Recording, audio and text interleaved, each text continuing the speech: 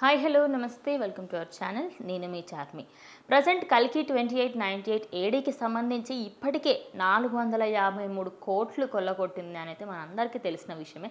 అయితే తెలుగు వర్గాల పరంగా చూసుకున్నప్పటికీ ఇటు తెలుగు సైడ్ చూసుకుంటే అటు హిందీ సైడే ఎక్కువగా కలెక్షన్ వచ్చింది అనుకోవచ్చు. సో మరి మొత్తంగా హిందీలో 4 రోజులలో ఎంత కలెక్షన్ వచ్చింది? థర్స్డే రోజు ఒక్కరోజే 22 కోట్లు, ఫ్రైడే రోజు 23 కోట్లు, సాటర్డే రోజు 26 కోట్లు, సండే రోజేమో 40 కోట్లు. టోటల్గా మొత్తం 112 కోట్లు మొత్తం మనకి అటు హిందీ బాలీవుడ్ నుంచే వచ్చిందని చెప్పుకోవచ్చు. హిందీ ప్రేక్షకులలో ఎక్కువగా ప్రజెంట్ చూసుకుంటే ఎంతోమంది అక్కడ పబ్లిక్ టాక్ చెప్తున్నప్పుడు కూడా ఖాన్స్ కా టైం ఖతం హువా, ప్రభాస్ కా టైం స్టోరు హువా అనేది ఎక్కువగా వినిపిస్తుంది. ఎందుకంటే ఇటు ప్రభాస్ మ్యానియా నడుస్తుంది అని చెప్పొచ్చు. బాహుబలి నుంచి ఇప్పటి వరకు బాలీవుడ్లో కూడా మంచి స్టార్డమ్ సంపాదించుకున్న వ్యక్తి ఎవరైనా ఉన్నారు అంటే అది ప్రభాస్ అనే చెప్పొచ్చు. అయితే ప్రభాస్ ఈ సినిమాకి సంబంధించి 112 కోట్లు అక్కడ కొల్లగొట్టడంతో అటు సినీ ఇండస్ట్రీలోనే మంచి హిట్, అది కూడా ఒక 4 డేస్లోనే ఇంత మంచి హిట్ సంపాదించిన మూవీలలో ఇది ఒకటి అని చెప్పేసి అయితే మనకి క్లియర్గా తెలిసిపోతుంది. ముందు నుంచి కూడా అటు హిందీ ఇండస్ట్రీ పరంగా చూసుకుంటే తెలుగు నుంచి వచ్చిన ఏ సినిమాని కూడా అంత హైప్ ఇచ్చేవాళ్ళు కాదు. కానీ రీసెంట్గా ఎప్పుడైతే బాహుబలి పార్ట్ 1 పార్ట్ 2 తర్వాత ప్రతి ఒక్క మూవీకి మంచి రెస్పాన్స్ వస్తుంది.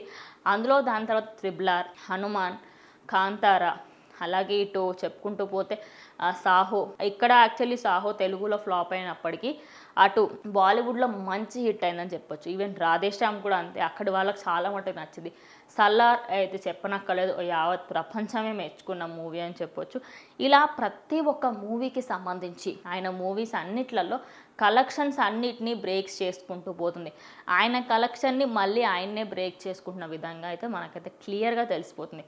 మొత్తంగా చూసుకుంటే కల్కి 2898 ఏడీ పార్ట్ 1కి అయితే మంచి రెస్పాన్స్ దక్కిందని అనుకోవచ్చు. ఎందుకంటే ఉన్న క్యారెక్టర్స్ అలాంటివి, క్యామియో రోల్స్ అలాంటివి, ప్రతి ఒక్క క్యారెక్టర్కి మంచి ఎలివేషన్ ఇవ్వడము, దానికి సంబంధించి దాని గురించి ఎక్స్ప్లెయిన్ చేసి ఈచ్ అండ్ ఎవ్రీ పాయింట్ని మంచిగా చూసి నాగశ్విన్ ఆయన డైరెక్షన్లో మంచి మూవీని అయితే అందజేశారని మనకు క్లియర్గా తెలిసిపోతుంది. 3వ మూవీ అయినప్పటికీ కూడా ముల్లోకాలకి గుర్తుండిపోతుంది అన్నట్టుగా వార్తలు కూడా వినిపిస్తున్నాయి. అంటే ప్రతి ఒక్కరు ఆఖరికి ఎవరైనా దేవతలు దిగొచ్చి చూసినా కూడా వావ్ అనే విధంగా ఉంది మూవీ అనేది. చాలా మట్టికి హైప్ క్రియేట్ చేసిన సినిమా. థియేటర్కి మనం హైప్తో వెళ్ళినప్పుడు అంత క్లియర్గా నచ్చకపోవచ్చు, కానీ ఈ సినిమాకి క్రియేట్ చేసిన హైప్ కంటే 10 టైమ్స్ ఎక్కువ మనకైతే దానికి సంబంధించి క్లియర్గా తెలిసిపోతుంది. ఎంత మంచి యాక్షన్ ప్యాక్ మూవీ, అటు సైన్స్ పరంగా ఇటు మైథాలజీ పరంగా రెండింటిని మిక్స్ చేసి ఒక మంచి ఫ్యామిలీ ఎంటర్టైన్మెంట్ మూవీ, అలాగే ప్రతి ఒక్కరికి చిన్నపిల్లల నుంచి పెద్దవాళ్ళకి